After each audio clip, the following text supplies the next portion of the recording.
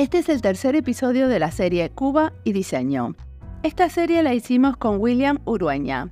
A él lo entrevisté en el episodio 161. Él es un diseñador industrial colombiano que vive en Ecuador. William está haciendo sus estudios de doctorado en Cuba y hace muchos años mantiene una conexión constante con los diseñadores cubanos. Por eso, fue fundamental al elegir a quienes entrevistamos en esta serie. La entrevista de hoy es a Lucila Fernández Uriarte. Ella es una investigadora en diseño y profesora del Instituto Superior de Diseño Industrial. En esta charla hablamos de la historia del diseño y del medio ambiente. Ella enseñó percepción de la forma y el color, creatividad, historia y ahora enseña en un posgrado sobre cuestiones medioambientales. Después de la entrevista nos cruzamos muchísimas veces en el Congreso de Diseño e incluso dibujamos juntas. Resulta que en el Congreso, o sea, de 9 de la mañana a 5 de la tarde, estábamos sin acceso a Internet. Para mí era muy raro. Imagínense un encuentro de diseñadores sin medios sociales documentando, sin nadie en sus propias computadoras haciendo otra cosa en paralelo. Para poder concentrarme y porque me cuesta solo escuchar, llevaba mis acuarelas y mientras escuchaba a los ponentes pintaba y dibujaba. Lucila se sentó al lado mío y dibujamos juntas. Ella dibujaba y yo pintaba lo que dibujaba. Nos quedaron muy lindas algunas de las ilustraciones. Me gusta mucho eso de pintar y dibujar con otros. Es una manera de jugar juntos. Mi nombre es Mariana Salgado, esto es Diseño y Diáspora.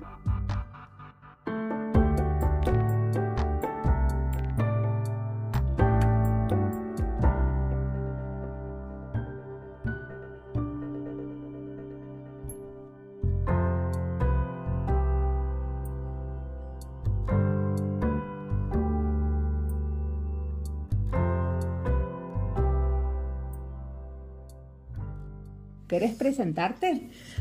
Bueno, presentarse es algo muy difícil porque uno puede tener muchas y diversas presentaciones de acuerdo con los intereses. Entonces, me imagino que el interés aquí en esta presentación es un interés académico y un interés de diseño, de relación con el diseño.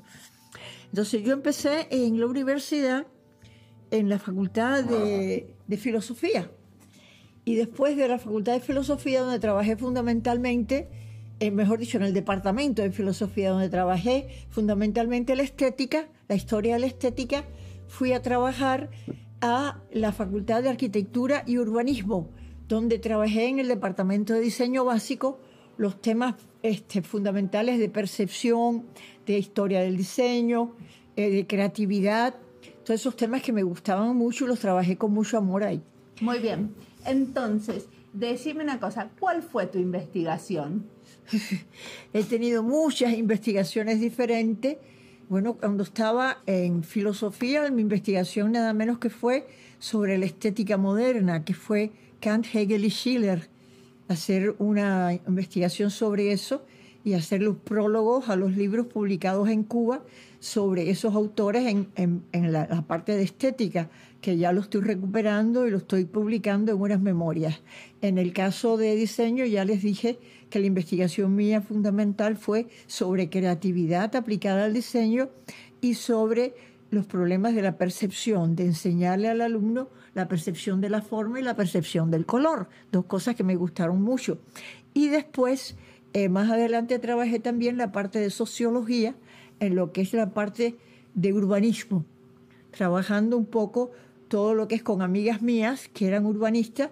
Yo trabajaba los temas de uso real, felicidad o no con el entorno urbano, etcétera. Y entonces esos fueron mis temas de investigación hasta ir al Instituto de Diseño. Decime una cosa, ¿y eso era una investigación práctica cuando vos investigás urbanismo? ¿No? Sí, era una investigación donde yo hacía la investigación social y mis amigas urbanistas hacían de ahí, eso era un elemento que iba a formar parte de todo el sistema de investigación que ellas tenían que hacer para proponer una transformación urbana. o para proponer una caracterización urbana. Eso o sea, que vos hacías la investigación que ellas usaban como datos para después planificar y hacer la planificación urbana. Que se incorporaba a un sistema de investigaciones que iba entonces a hacer a proponer la transformación urbana o a proponer el plan director de la zona o a caracterizar determinada zona. Y cuando investigas, ¿cuál es el método? O sea, ¿es una investigación en diseño, a través del diseño? No. En cada caso, la investigación dependía de la disciplina con la que estaba trabajando. Y el método de investigación dependía de la disciplina. Si estaba trabajando creatividad, el método de investigación dependía de la parte psicológica y del método utilizado en investigaciones psicológicas. Si la parte de investigación tenía que ver con la filosofía, pues indudablemente tenía que ver con el método de investigación histórica de la filosofía. Y decime, ¿qué estudiaste? Porque la investigación en realidad tiene que ver con la formación de uno, muchas veces. En realidad hay una cosa muy especial. Cuando yo entré en la universidad, yo me sentía que ya yo sabía mucho. Mentira, yo no sabía tanto, pero estudié lo que en ese momento me gustó más, que no tiene nada que ver con estas investigaciones, que estudié en la Facultad de Letras, de Artes y Letras. Perfecto. Entonces, cuando investigas creatividad, ¿qué haces? Cuando investigué, porque ya no lo hago, creatividad, yo había trabajado como profesora y tenía muchas amigas mías de la Facultad de Psicología, porque en la Facultad de Psicología di historia de la filosofía. Y entonces, pues, estaba muy cerca de la psicología y con ellas me empapé para hacer esa investigación de creatividad. Inclusive, en ese momento, que son los años 70, la creatividad estaba en el punto de las cosas, a todo el mundo le encantaba la creatividad y a mí también me encantaba la creatividad, o sea que investigar creatividad no fue tan difícil, inclusive me encontré muchos libros sobre creatividad, conversé con mucha gente amiga, etcétera. Pero discúlpame, concretamente, ¿hacías entrevistas, mirabas en los marcos teóricos de la creatividad, mirabas los objetos de diseño?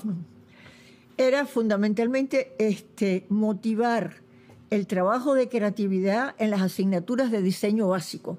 Las asignaturas de diseño básico son asignaturas que se imparten en la Facultad de Arquitectura y también en los diseños que ocupan los 2 primeros años de diseño, donde se desarrolla la creatividad formal, perceptual del alumno. Entonces ahí trabajábamos elementos propios de la psicología, pero elementos muy propios también de la forma.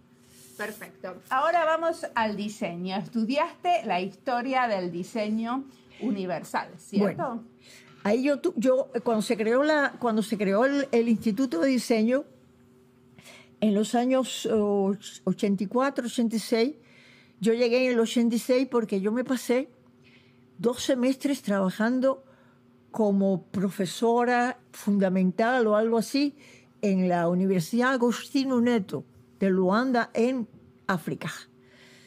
Y entonces, cuando llegué en el 86, no el 84, al instituto.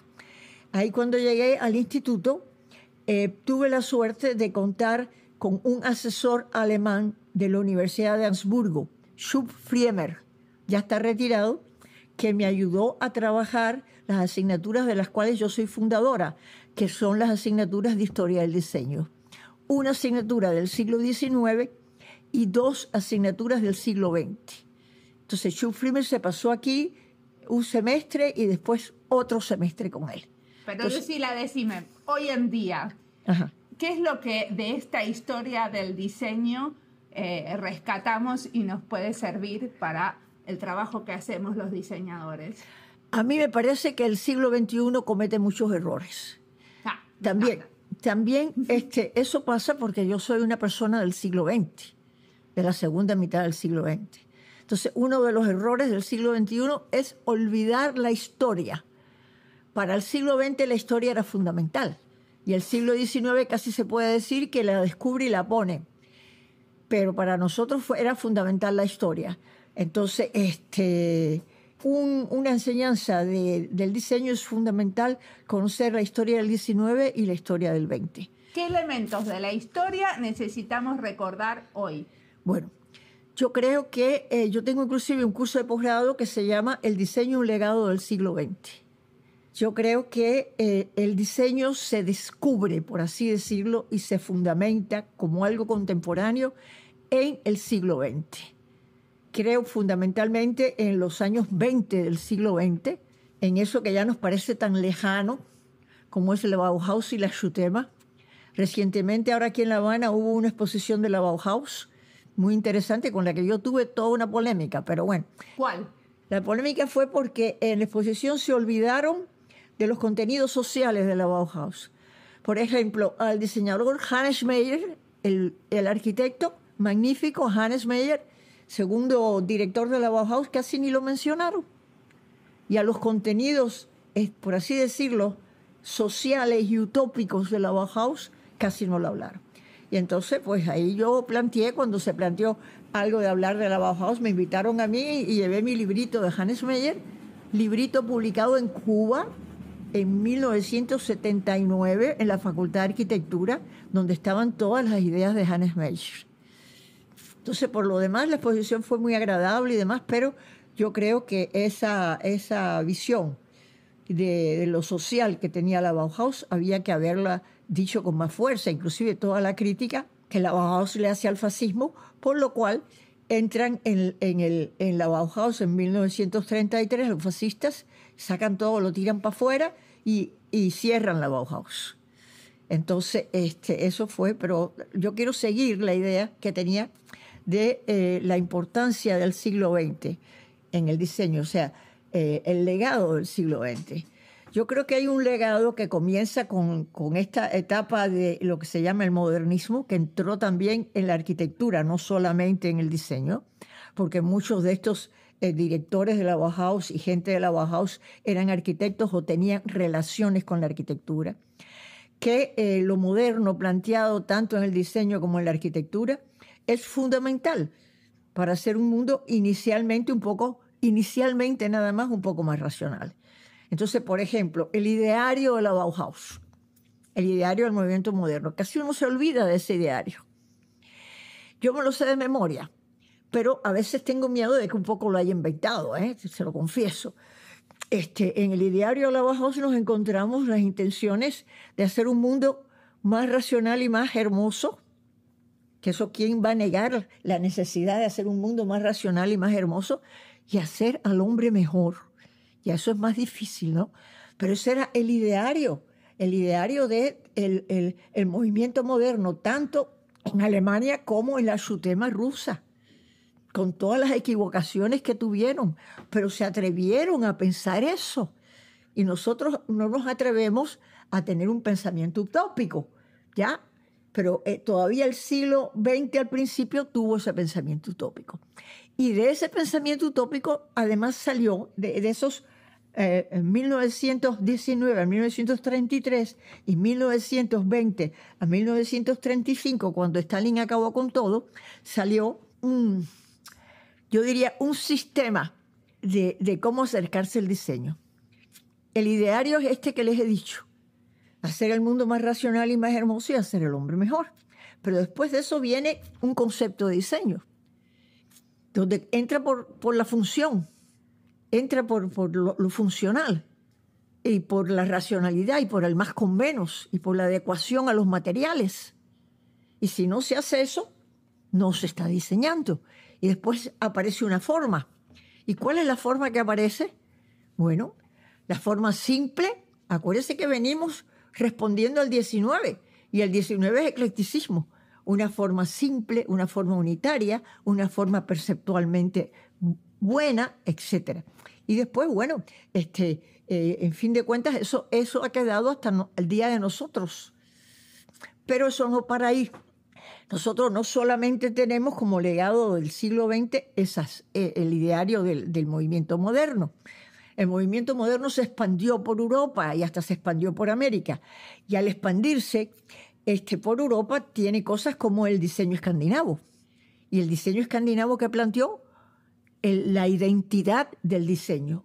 El diseño tiene que ser de un lugar y responder a las necesidades del lugar, porque además el diseño moderno, el diseño moderno del racionalismo era muy universal, en todos lados, la misma silla, ¿no? Entonces esta gente planteaba la necesidad de adecuarse a los materiales, adecuarse a la vida de cada lugar, o sea que en este caso al mundo escandinavo, adecuarse más a la naturaleza, adecuarse a un diálogo con el entorno de una manera mucho mejor y muy bella. Recuerden todo el siglo XX cómo el diseño escandinavo tuvo muchísimo que decir. Pero en este momento hay un montón de diseñadores dedicados a diseñar con la naturaleza, el diseño centrado en el planeta, por ejemplo. No, eso es otra cosa. Eso es el diseño ecológico, que lo veremos al final, y que para mí hay que priorizarlo de una manera absoluta. O sea, yo tengo mucho susto de que el ser humano está olvidando lo que le sucede. Esto es un paréntesis en lo que estamos hablando. Los otros días oí un comentario que decían los que trabajan la parte de cambio climático, que decían que los gases de efecto invernadero que tenemos arriba de nosotros están más densos y más grandes que desde hace 800.000 años. Entonces yo me quedé fría, no sé si será verdad o no, pero bueno, lo oí por una emisora muy seria. Pero sí sabemos que hay un efecto de gas invernadero grandísimo y que no se le está haciendo ningún caso. Entonces, si a mí me tocara dirigir un instituto de diseño, lo primero que hacía era diseño ecológico, que ya está gastada la frase, pero diseño que no dañe la naturaleza, más nada. Eso en primer lugar, porque estamos completamente sumergidos en el susto de acabar con el planeta. Entonces, eso es lo que yo entiendo por diseño ecológico. Esto que te estoy hablando del diseño escandinavo es un disfrute.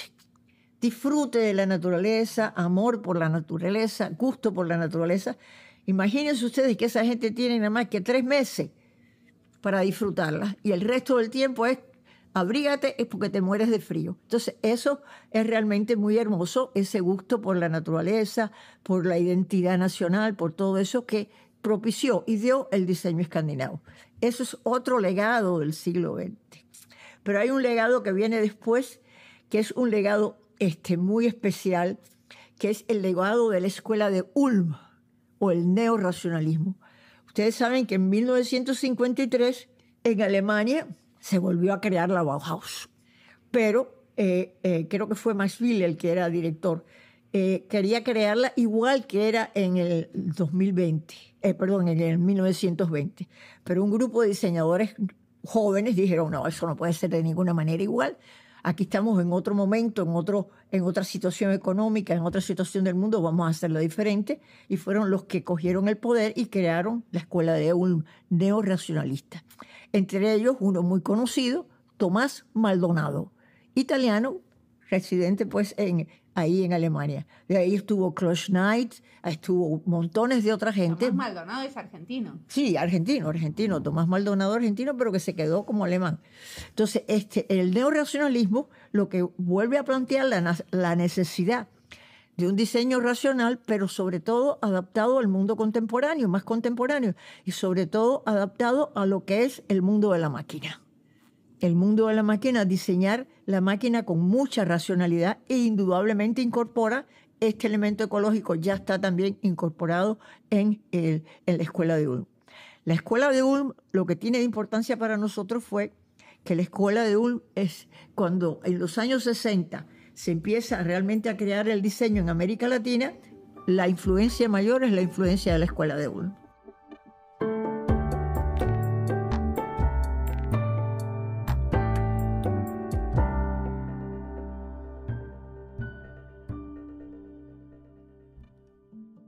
Esta entrevista es parte de las listas Diseño Sostenible, Cuba y Diseño y Educación en Diseño.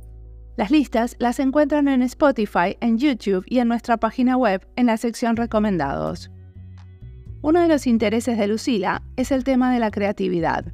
También me interesa el tema porque creo que una parte importante de lo que hacemos depende de la creatividad, pero sin embargo no hacemos mucho por sacarle el jugo, por ejercitarla, por darle prioridad.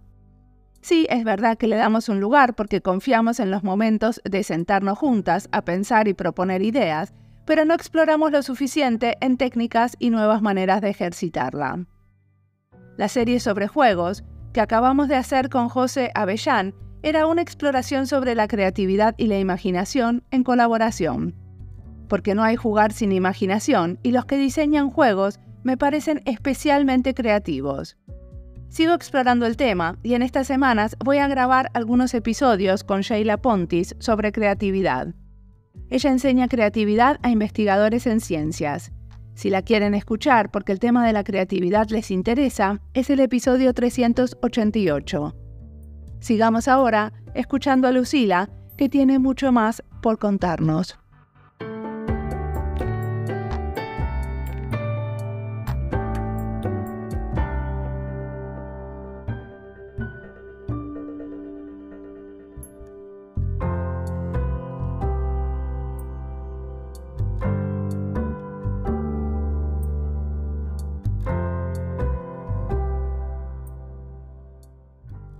Muy bien, vayamos ahora un poco a la historia del diseño cubano. Bueno, la historia del diseño cubano, como les dije, comienza, el instituto se crea en el año 84, por ahí, de 1984, y la Oficina Nacional de Diseño Industrial también. Y se crea fundamentalmente bajo la influencia del neorracionalismo alemán y de Tomás Maldonado. Yo tengo un librito, digo yo, pero con 4 amigos más, que surgió un día de una conversación en casa de unos amigos. Oye, todo el mundo se está olvidando de la década de los 80, nadie se acuerda de los años 80, del 80 al 2000 no nos acordamos, y siendo una cosa tan importante. Vamos a escribirlo. Y entonces todos decidimos escribirlo. Hicimos un librito que se llama Modernidad, Identidad y Valor Social. El diseño es Cuba de los 60 al 2000. Y está escrito por 4 amigos diferentes. Y en estos momentos se puede consultar o se puede sacar de la biblioteca del ISDI, porque está ahí en soporte digital. Perfecto. ¿Y qué contamos sobre ese libro? ¿Qué se cuenta en ese libro? Bueno, mira, en ese libro se cuenta justamente cómo surge el diseño y lo valioso del diseño de esas décadas.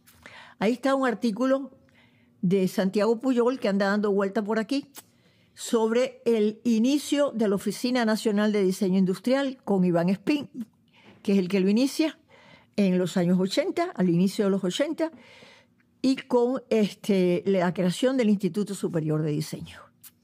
Ahí está un artículo de una compañera que se llama Gladys Bidot sobre una oficina de diseño maravillosa que fue la Emprobag, por Gonzalo Córdoba dirigido y con el apoyo de una mujer, personaje del mundo político nuestro, Celia Sánchez, y que diseñó maravillosamente muebles para hoteles, para viviendas económicas, para todo lo que se estaba haciendo desde el punto de vista arquitectónico en esa época.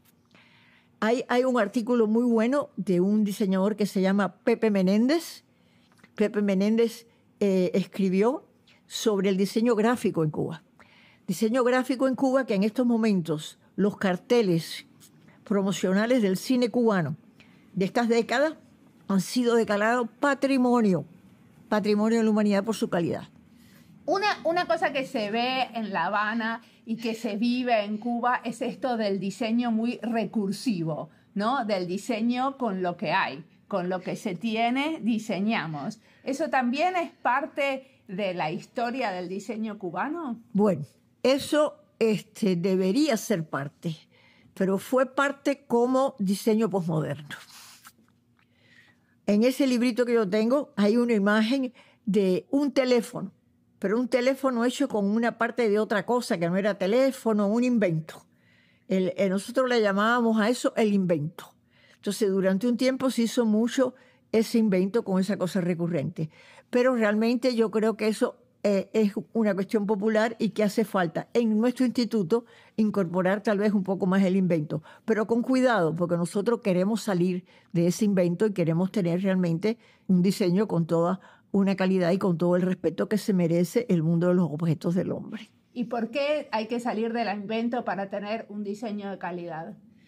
porque el invento no funciona bien, porque el invento se rompe con facilidad, porque el invento puede haber roto otra cosa para hacerlo, porque a veces no hay para hacer el invento, por muchas razones. Entonces yo creo que, haber creado un instituto de diseño a principios de los 80 para contentarnos con el invento, no, me pone a llorar. Sí. Y ese diseño lo podríamos catalogar como ese vernacular, que no tiene autor, que no tiene... No, yo no lo podría, yo no creo que hay ese nivel de invento como para decir el diseño vernacular. Eso pasa en algunas cosas, pero no pasa en todo. Ni tampoco yo le daría esa personalidad tan fuerte, de ninguna manera. De ninguna manera, porque eso es caer en la irracionalidad, y yo confío en la necesidad de una racionalidad suave, emotiva, compartida, todo lo demás que se le puede añadir a una racionalidad que podemos lograr. Yo no estoy de acuerdo con el invento. El invento me hace sonreír, me divierte y demás, pero en absoluto pienso de que eso sea una intención de nuestro diseño. ¿Y qué le recomendás a un diseñadora joven que se acaba de recibir y salir de la carrera? Indudablemente le recomendaría que pusiera en primer plano la necesidad de un diseño compatible con el medio ambiente, en primer lugar, y después todo lo demás. ¿Qué futuro tiene el diseño en nuestra América Latina? Los diseñadores, ¿a qué nos estamos enfrentando a futuro? Yo de América Latina no sé nada. ¿Y de Cuba? Nosotros en Cuba estamos, creo que nada más que el Instituto de Diseño y la Oficina Nacional de Diseño Industrial hayan sobrevivido haciendo de todas maneras y pensando, a pesar de todos los momentos difíciles que hemos vivido, porque este no es el primer momento difícil. Yo viví los 90 y trabajaba allá en el instituto, que se llamó el Periodo Especial, y yo vivo en Miramar, y la oficina y el instituto queda en Centro Habana, y yo iba y venía en bicicleta. O sea que nosotros hemos tenido momentos bastante difíciles, ahora lo tenemos también, porque tendríamos que remar e irnos más allá de los 90 millas que tenemos de los americanos. Yo me gusta navegar a la vela, y he navegado a la vela y por la tardecita se ven las luces de Cayo Hueso. Estamos muy cerquita. Y entonces ellos se han creído dueños de nuestro país. Y eso no puede ser. Nosotros queremos ser amigos y amigos. Muy amigos y muy queridos, pero amigos. Nadie dueño de nuestro país, porque antes del 59, ¿qué pasaba? Tenían todos nuestros recursos fundamentales y además dirigían nuestra política. Y eso no puede ser. Yo casi aprendí a hablar inglés antes que español. Decime una cosa. Cuando hablamos del sistema de diseño cubano, ¿no? Hay varias cosas que influencian el desarrollo del diseño. Uno es el ISDI, el Instituto Superior de Diseño. Otro es ONDI, la Oficina Nacional de Diseño Industrial. ¿Qué otros elementos componen el sistema de diseño? Supongo que la Bienal de Diseño, por ejemplo, sería otra. No, creo que también ya hay diseñadores graduados hace tiempo. Ahora mismo le dieron el premio de diseño a Luis Ramírez, que tienen su propio estudio de diseño. Y en ese estudio de diseño realizan una buena labor. Tanto en diseño gráfico como en diseño de muebles, como en diseño de muchas cosas diferentes. Yo sigo pensando de todas maneras que tiene que haber un elemento rector, que el diseño se haga de acuerdo con las necesidades del país. Entonces, estos estudios hacen diseños con necesidades del país, pero, perdónenme la palabra, hacen diseños también con necesidad del bolsillo. Perfecto. Y decime una cosa, vuelvo a la pregunta anterior de los elementos que componen el sistema de diseño. ¿Existen también revistas o publicaciones en los medios influenciales al ecosistema de diseño cubano? Deberían existir más. Existen, pero deberían de verdad existir más. No tengo en mente ahora ninguna así que te pueda decir. Estoy equivocándome porque no las consulto mucho, pero debían existir más. TISA, ahí yo conozco algunas. ¿Cuál? A ver si está TISA, que es de la ONDI, creo, y está A Tres Manos, que es del instituto. A Tres Manos y a TISA, sí, están las dos esas. Pero bueno, yo creo que es muy poquito y creo que debían de ser más incisivas. Incisivas más. más incitiva, críticas. más crítica, más incisiva, más polémicas. Bien, hay una tendencia a final del siglo en la formación de más bien lo que tú decías de prescindir un poco del área de la historia y se fusionó un poco estoy hablando de la formación de los diseñadores, y se metió mucho con el área de teoría. ¿Tú qué opinas de unir historia y teoría del diseño? No, en absoluto. Yo creo que historia tiene que seguir siendo historia, y teoría abarca muchas más cosas que la historia, y la historia abarca muchas más cosas que la teoría. De todas maneras pueden tener una relación, pero ambas son independientes. Ese es mi criterio. Perfecto. ¿Y hoy en día enseñás? ¿Qué estás haciendo? ¿Qué yo estoy haciendo? Bueno, yo soy profesora consultante. O sea, eso quiere decir que no doy clase en pregrado, sino doy clase de posgrado. Tengo 2 posgrados que quiero mucho, pero que me cansan mucho. Uno de los posgrados es el diseño, un legado del siglo XX, que lo acabo de decir ahora, donde trabajo mucho, como hemos visto, en la historia del diseño del siglo XX, pero no la historia, sino la historia como legado, lo que recibimos de él.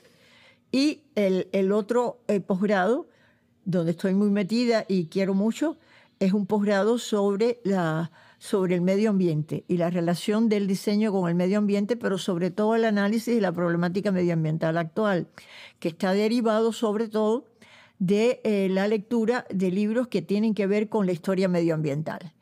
Creo que hay una serie de libros que tienen que ver con la historia medioambiental que son magníficos, que no se conocen mucho y que dan esa idea. Entonces este posgrado se llama Civilización Industrial, Medio Ambiente y Cultura Material Sustentable. ¿Y qué nos recomendás leer si queremos hacer un diseño medioambiental? Bueno, estos libros no son de diseño, son libros donde uno entiende que la problemática medioambiental comienza con la civilización industrial y que esa problemática no se reduce a un solo aspecto, sino a muchos aspectos, que tiene que ver con el consumo del agua, tiene que ver con el exceso de artificialidad, tiene que ver con toda una serie de cosas.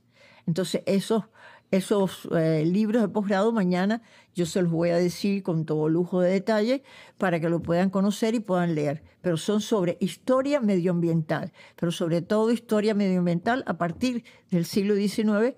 Hay uno que se llama Green History of the World, Historia Verde del Mundo, que es bellísimo, de un inglés. Y por ahí hay muchos libros muy, muy lindos sobre eso. Entonces, eso es lo que estoy haciendo ahora y lo que quiero hacer más es sobre eso. Eso es lo que ando. ¿Has trabajado algún texto de Papanet, que fue como el de Víctor Papanek? Claro. En mi curso del medio ambiente, una de las gentes que cito es a Papanek, y yo tengo el libro de Papanek en la casa. Papanek me gustó mucho como gente, me hubiera gustado mucho conocerlo. Buenísimo. Y hablemos un poquitito del futuro del diseño cubano. ¿Qué tenemos que hacer para ir a ese futuro donde tenemos en cuenta lo medioambiental? ¿Cuál sería la transición? Bueno, a mí me parece que habría que, en mi instituto, yo soy jefa de la estrategia medioambiental y me acuso a mí misma de no haber exigido que en el plan de estudio del instituto se ponga más en primer lugar la problemática ambiental. Yo he estado distraída con esto, con lo otro. A veces el vicedecano de investigación y posgrado, José Luis, se lo he dicho y no me ha hecho caso. Después yo he tenido otras cosas. No, hay que poner más en primer lugar la problemática medioambiental. No de una manera tonta, general, aburrida, sino de una manera más eficaz. Entonces, eso es una cosa que me parece fundamental hacer. Muchísimas gracias, Lucila, por la entrevista.